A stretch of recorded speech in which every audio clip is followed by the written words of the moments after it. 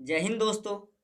आप लोगों को याद होगा कि बचपन में हमारे स्कूल में हमें गाय के बारे में ये पढ़ाया गया था कि गाय एक शाकाहारी पशु है।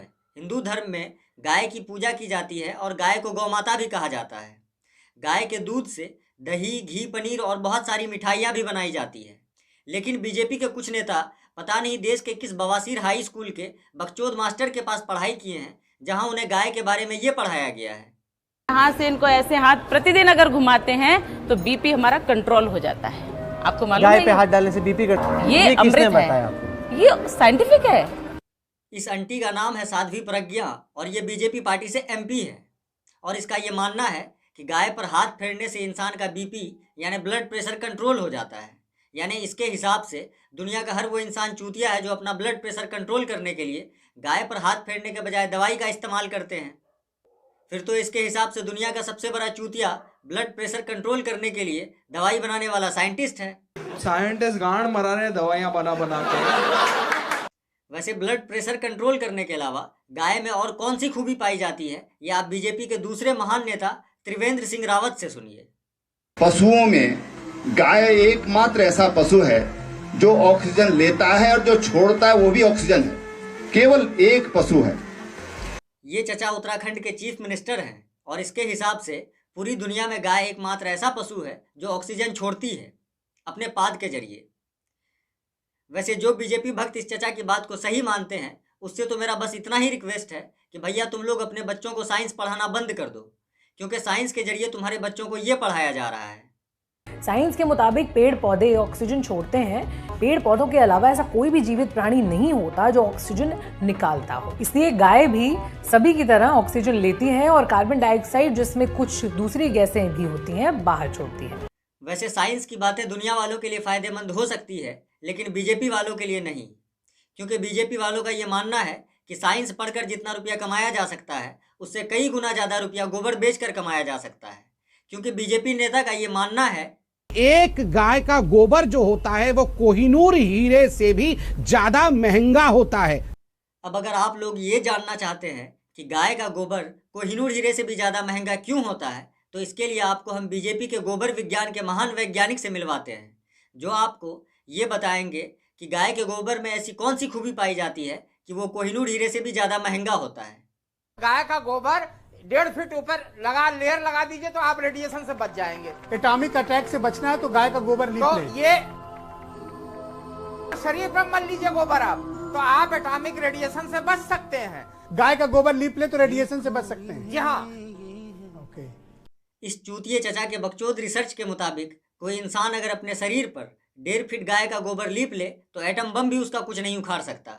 इसलिए गोबर पात्रा और गोबर विज्ञान पर यकीन रखने वाला ये मानता है एक गाय का गोबर जो होता है वो कोहिनूर हीरे से भी ज्यादा महंगा होता है। वैसे आप लोगों ने बीजेपी के इन महान नेताओं से गाय और गोबर की उन खूबियों के बारे में जाना है जिन खूबियों का पता अब तक दुनिया का बड़ा से बड़ा साइंटिस्ट नहीं लगा पाया है। इसलिए अब इन महान लोगों से थोड़ा गौमूत्र की खूबियों के बारे में भी जान लीजिए। गोमूत्र देखो क्या है, 33 तत्वों से पूरी ब्रह्मांड का निर्माण हुआ है। इस पूरे ब्रह्मांड में कोई एक ऐसे जो पदार्थ है और वो है गोमूत्र, जिसमें 33 प्रकार के तत्व उसमें पाए जाते हैं।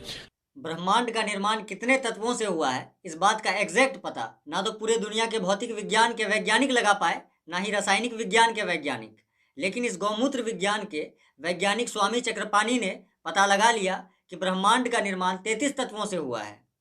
और साथ ही इस गौमूत्र के वैज्ञानिक ने अपने गोबर बुद्धि का इस्तेमाल करते हुए ये भी पता लगा लिया कि पूरे दुनिया में सिर्फ गौमूत्र ही एक ऐसा पदार्थ है जिसमें वो 33 के 33 तत्व पाए जाते हैं।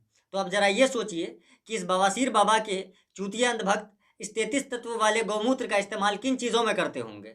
मेरे बच्चों को फीवर आता है तो मैं 2 ढक्कन गौमूत्र गुनगुने पानी के साथ 1 कप में और 2 गोली गिलोय की मैं उसको देता हूँ, साथ में वो ठीक हो जाता है। ये चूतिया भक्त अपने बच्चे को बुखार आने पर 10 रुपए का पैरासीटामोल खिलाने के बजाय गौमूत्र पिलाता है। फिर तो पक्का इसका बच्चा इसको बुखार आने पर पापा बोलने के बजाय ये बोलता होगा, अबे! वैसे बुखार तो बहुत छोटी मोटी बीमारी है। बीजेपी के नेता तो गौमूत्र के जरिए कैंसर तक ठीक होने का दावा करते हैं। गौमूत्र जो है, मैं कैंसर की पेशेंट, मैंने गौमूत्र से और पंचगव्य से बनी औषधियों से अपने को ठीक किया, अपना कैंसर ठीक किया है। आप कह रही हैं कि गौमूत्र खाने से आपका कैंसर चला गया। हाँ। अगर सच में गौमूत्र के जरिए इस आंटी का कैंसर ठीक हुआ होता तो आज हमारे देश का डॉक्टर अपने कैंसर पेशेंट को कीमोथेरेपी देने के बजाय गौमूत्र का इंजेक्शन दे रहा होता। वैसे मेरे इस वीडियो को अगर बीजेपी का कोई पढ़ा लिखा नेता या पढ़ा लिखा अंधभक्त देख रहा होगा तो वो भी इन लोगों की बकचोदी सुनकर मन ही मन यही बोल रहा होगा, मारो मुझे, मारो मारो, मैं माता चोद हूं जो इसमें आया। दोस्तों, बीजेपी नेताओं के गाय गोबर और गौमूत्र विज्ञान के इस चैप्टर को यहीं पे ख़त्म करते हैं और मिलते हैं अगले वीडियो में किसी नए चूतिए के साथ। अगर अब तक आप लोगों ने भाई के यूट्यूब चैनल वली अहमद ऑफिशियल को सब्सक्राइब नहीं किया है तो सब्सक्राइब कर लीजिए ताकि अगले वीडियो में फिर से मुलाकात हो सके। मिलते हैं अगले वीडियो में, तब तक के लिए जय हिंद। सरकार से भी मांग करते हैं कि एयरपोर्टों पे शराब की दुकानें हटा करके गोमूत्र रखिए, गोबर रखिए। जो भी बात विदेश से आता है सबको गोमूत्र पिलाना अनिवार्य करिए और गोबर लगाइए। जनता को आप मूर्ख समझना बंद कर दीजिए। इस प्रकार की बचकाना बातें किसी के गले नहीं उतरती, लोग मजाक उड़ाते हैं।